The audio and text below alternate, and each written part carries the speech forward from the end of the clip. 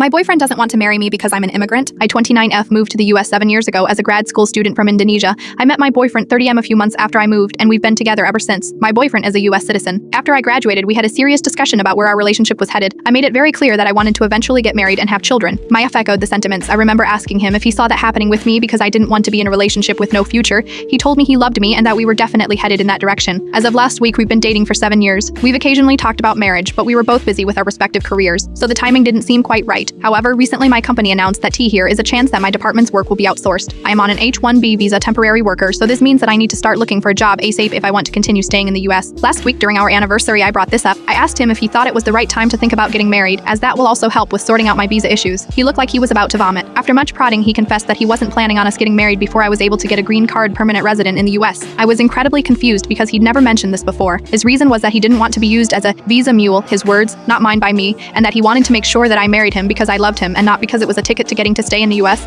which can only happen when I get a GC. It took me a while to process what he said, and I asked him if he'd be okay to move to Indonesia with me, which he wasn't. I did not react well and ended up leaving because I couldn't deal with what just happened. I am still in disbelief. I started dating him because he was the kindest, most thoughtful, and generous man I'd met. I now feel like I wasted 7 years. While the visa issues are certainly a problem, I did not date him with the intention of making him my safety net. I cannot believe that even after nearly a decade together, he doesn't know what kind of person I am. I feel like this relationship is possibly over and it hurts. It hurts so much.